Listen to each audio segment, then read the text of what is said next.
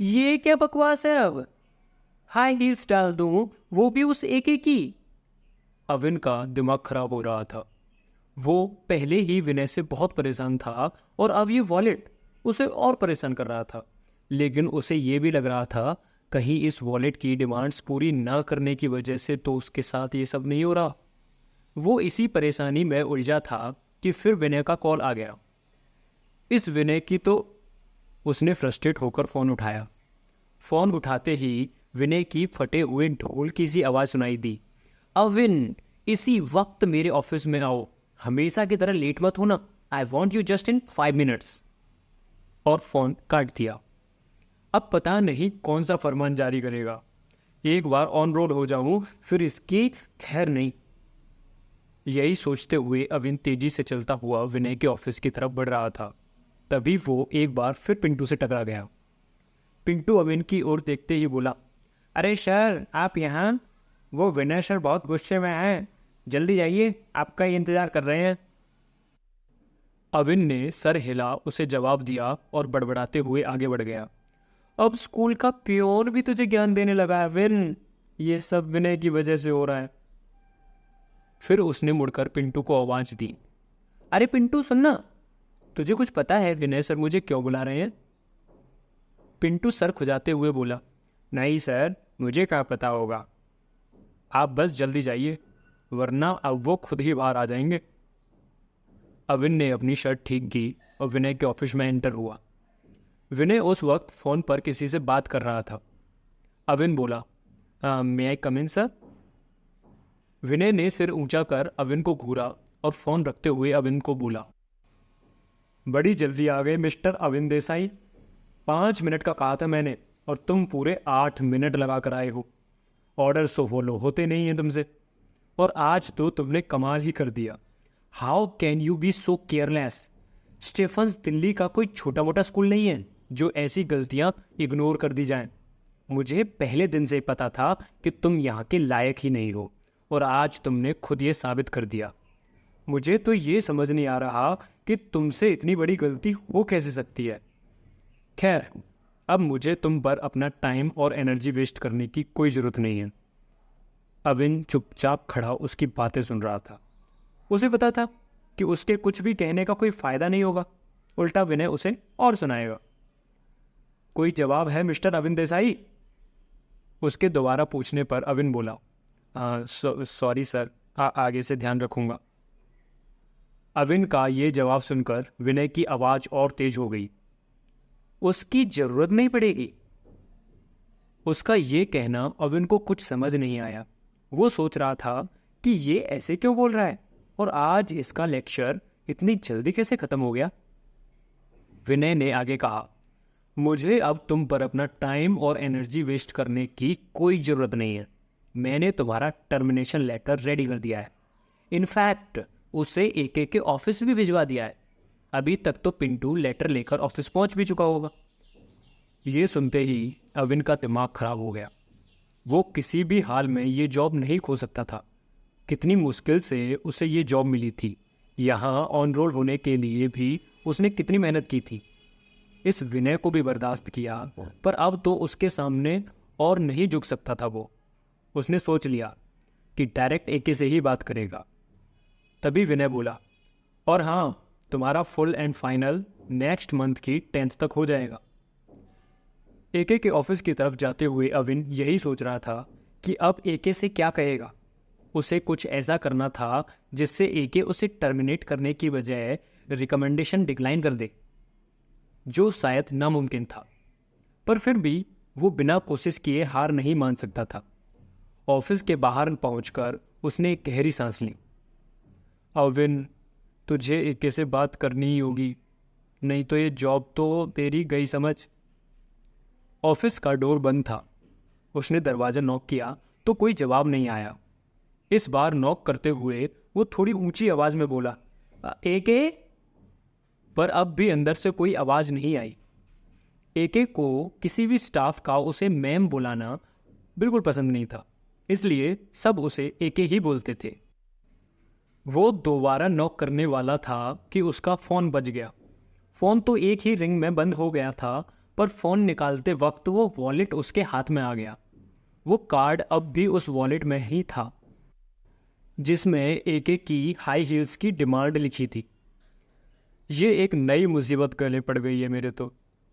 उसने जल्दी से उसे जेब में वापस रखा और डोर नॉक करने लगा।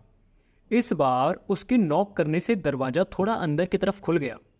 अविन ने अंदर झांककर देखा तो वहां कोई नहीं था। ऑफिस की सारी लाइट्स भी बंद थी। वो वहां से वापस जाने को पीछे मुड़ा कि तभी उसे उस कार्ड में लिखे मैसेज वाली बात याद आई। एक बार ट्राई करूं क्या? शायद जॉब बचाने का यही एक रास्ता हो। एके को कन्विंस करने से तो इजी ही हो गई। और क्या पता एके की हाई हील्स यही कहीं हो। कुछ ही देर वहीं खड़े सोचकर अविन दबे पांव ऑफिस में एंटर हो गया। वो पहली बार ऑफिस में आया था। इससे पहले यहाँ आने का उसे अभी तक कोई मौका ही नहीं मिला था। और फिर एके बहुत कम लोगों से मिलती थी। वो किसी बहुत इंपॉर्टेंट मीट में या फिर स्कूल फंक्शन में ही दिखाई देती थी। अविन ने उसे एक दो बार जरूर देखा था, पर एके उससे कभी नहीं मिली थी। अविन ने अंदर आकर लाइट्स ऑन की और एके की हाई हील्स ढूंढने लगा। उसे ऐसा भी लग रहा था कि वो ये सब क्या कर रहा है। एक अजीब से वॉलेट के कहने पर वो जाने क्या करने जा रहा है, और अपनी जॉब बचाने के लिए उसके पास और कोई रास्ता भी नहीं था। वो अभी ऑफिस टेबल के नीचे झुका ही था कि उसे बाहर से किसी के अंदर आने की आवाज़ सुनाई दी। वो अलर्ट होकर खड़ा हो गया। आज तो तू गया अविन। अब उसे वो आवाज़ बिल्कुल साफ सुनाई देने लगी थी। आयरा, तुम मेरी बात समझने की कोशिश तो करो। वो हड़बड़ाकर खुद से बोला। कोई आ रहा है अविन, कुछ सोच, जल्दी सोच। फिर उसके कान में एके की शार्प आवाज सुनाई दी। कविश, तुमसे मैंने कितनी बार कहा है कि अभी कुछ नहीं हो सकता। अविन अब पूरी तरह घबरा गया।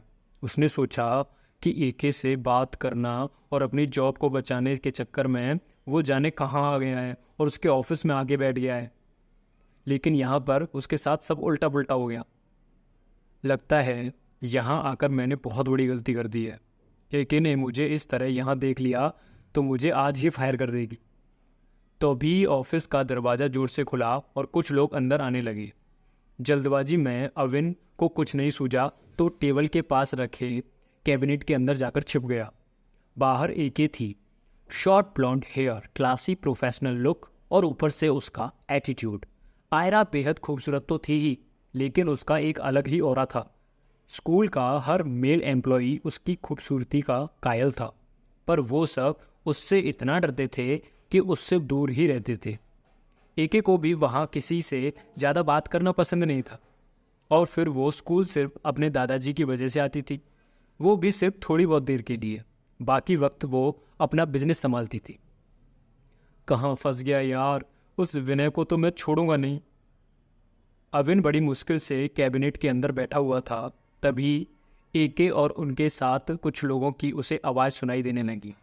एके अपने साथ आए लड़के का नाम लेकर कह रही थी, ये सब क्या है कविश? तुम दादू को इमोशनल ब्लैकमेल नहीं कर सकते। और तुम्हें इन्हें यहाँ लाने के लिए किसने कहा था? इस पर उस लड़के ने कहा, आयरा, जरूरत थी नहीं है। तुम ये दूसरी बार एंगेजमेंट की डेट पोस्टपोन कर रही हो। आज 4 बजे मेरी बेंगलोर की फ़्लाइट है और जाने से पहले मैं सब कुछ फिक्स कर लेना चाहता हूँ। आयरा ने गुस्से से कहा, दादू इस मैटर में तुम्हारी कोई हेल्प नहीं करेंगे। ये सुन वो हंसने लगा और बोला, जरूर करेंगे। अरे जो मैं उनके लिए लाया हूँ उसे देखकर दादू तो क्या, तुम भी अपने आप तैयार हो जाओगी। कविश की ये बात सुनकर सोफे पर बैठे आयरा के दादू ऋषि कोहली ने उसे घूरा। आयरा ने उससे कहा, अब दादू और मुझे इम्प्रेस करने का कौन सा नया तरीका ढूंढा है तुमने कविश? कविश कुछ इतराते हुए बोला, इम्प्रेस करने की कोशिश नहीं कर रहा हूँ, इस बार तो मैं बहुत बड़ा धमाका करने वाला हूँ। आयरा अब उसकी बातों से इरिटेट हो चुकी थी। वो परेशान होकर बोली, अच्छा दिखाओ फिर। तभी कविश ने अपनी जेब से एक गोल्डन कलर का छोटा सा पैकेट निकाला। उसे देखकर आयरा ने पूछा, अब ये क्या है? कविश उसे देखकर मुस्कुरा दिया और दादू का हाथ पकड़ उन्हें टेबल के पास ले गया। अविन बाहर की ओर हो रही सारी बातों को ध्यान से सुन रहा था, साथ ही की होल से वो सब देख भी रहा था। उसे भी बहुत एक्साइटमेंट थी कि आखिर कविश ऐसा क्या लेकर आया है जिससे एके इम्प्रेस हो जाएगी। लेकिन अब उसे कुछ घुटन भी हो रही थी। वो थोड़ा सा हिला तो उसके हाथ से कुछ टच हुआ। उसे वो कुछ सैंडल्स जैसा लग रहा था। उसने फुर्ती से उसे अपने हाथ में पकड़ लिया और फिर जब उसने मोबाइल की लाइट ऑन की तो चौंक गया। उसकी आंखों में चमक आ गई। वो मुस्कुराते हुए बोला, हाई हील्स, ये जरूर एके की होगी। उसने अपनी जेब से वो मैजिकल वॉलेट निकाला। पहले तो उसे कुछ समझ नहीं आ रहा था क्योंकि कार्ड में लिखा था कि ये हील्स उसे वॉलेट में डालनी है। पर इतनी बड़ी हील्स इतने छोटे से वॉलेट में आएगी कैसे? ये वॉलेट भी अजीब है। पहले इसकी इतनी अजीब डिमांड्स और इसका इतना छोटा साइज, इसको इसमें डालूं कैसे? ये सोचकर उसका दिमाग खराब हो रहा था। वो हाई हील्स उस वॉलेट के पास लेकर आया तो वो अपने आप उसमें जाने लगी। ये देखकर हैरानी से उसकी आंखें बड़ी हो गई और फिर देखते ही देखते इतनी बड़ी हाई हील्स कहीं गायब हो गई। वो एकदम से बहुत हैरान हो गया। ये क्या? ये हील्स कहाँ गई? उसने वो वॉलेट उलट पलट कर देखा पर उसमें कुछ नहीं था। ऐसा लगा जैसे वो हील्स कहीं गायब हो गई थी। वहीं बाहर कविश उस गोल्डन पैकेट को खोल चुका था। उस पैकेट में एक एंटिक रिस्ट वॉच थी जिसे देखकर आयरा चौंक गई। उसने कविश से पूछा, ये? कविश मुस्कुराते हुए बोला, हाँ, ये वही वॉच है तुम्हारे दादू की जो खो गई थी, जिसके खो जाने के बाद इन्होंने बोलना बंद कर दिया था। वो आगे कुछ और बोलता उससे पहले ही अचानक दादू ने उसके हाथ से वो वॉच ले ली और उसे बड़े ध्यान से देखने लगे। फिर कुछ देर बाद उस वॉच को टेबल पर रखते हुए उन्होंने आयरा को इशारे से बताया कि ये वो घड़ी नहीं है। उन्हें ऐसा इशारा करते देख कविश बोला, ये वही है ना दादू? आपने देखा ना दादू, ये वही है ना? आयरा दादू के इशारे समझ चुकी थी और वो अब उस कविश को बर्दाश्त नहीं कर सकती थी। वो थोड़ी ऊंची आवाज में बोली, बस बहुत हुआ तुम्हारा नाटक। Now pack this box and leave. तभी कैबिनेट का दरवाजा जोर से खुला और अविन एक धक्के के साथ जोर से टेबल से जा टकराया। टेबल अपनी जगह से हिल गई और उस पर रखी वॉच नीचे जमीन पर गिर पड़ी। वॉच गिरते ही टूट गई थी। अविन को देखकर आयरा जोर से चीखी, ये कौन है? एके वाकई उसे नहीं पहचानती थी। स्टीफन्स हाई स्कूल बहुत बड़ा था। उसमें हजारों का स्टाफ था। आयरा सबको ना तो जानती थी और ना ही सबसे मिलती थी। अविन को स्कूल ज्वाइन किए हुए भी कुछ ज़्यादा टाइम नहीं हुआ था। अविन भी थोड़ा घबरा गया था। इससे पहले कि वो कुछ बोलता, उसकी जेब से एक सिल्वर कलर का बॉक्स नीचे जमीन पर गिर पड़ा। आयरा के साथ खुद अविन भी उसे देखकर चौंक गया। उसने मन ही मन सोचा, अब ये कहाँ से आ गया उसकी जेब में? वो उसे उठाने के लिए नीचे झुका तो उठाते हुए वो अपने आप खुल गया और उसमें से सिल्वर कलर की एक पुरानी सी वॉच नीचे गिर गई। अविन कुछ समझ पाता और उस वॉच को उठाता उससे पहले ही आयरा के दादू ने झुककर उसे उठा लिया। उसे बड़े ध्यान से देखते हुए वो खुशी के मारे जोर से चीख उठे, ये वो घड़ी, मुझे मेरी खोई हुई घड़ी मिल गई। एके भी सरप्राइज्ड हो गई थी। सालों बाद उसके दादू की आवाज़ निकली थी। खुशी से उसकी आंखें नम हो गई। उसे ये यकीन था कि जरूर ये वही वॉच होगी क्योंकि उसके दादू की आंखें कभी धोखा नहीं खा सकती। हमेशा एटीट्यूड में रहने वाली एके के चेहरे पर अविन ने आज पहली बार स्माइल देखी थी। वो हैरानी से उसे देख रहा था। आयरा ने उससे पूछा, तुम्हें ये कहाँ से मिली? अविन के पास उसके सवाल का कोई जवाब नहीं था। उसे खुद नहीं पता था कि उसकी जेब में ऋषि कोहली की सालों पुरानी घड़ी कैसे आ गई। आखिर अविन की जेब में सालों पुरानी घड़ी कैसे आई? क्या है इस जादुई ट्रेजर वॉलेट का राज? जानने के लिए सुनते रहिए मेरे साथ ये कहानी।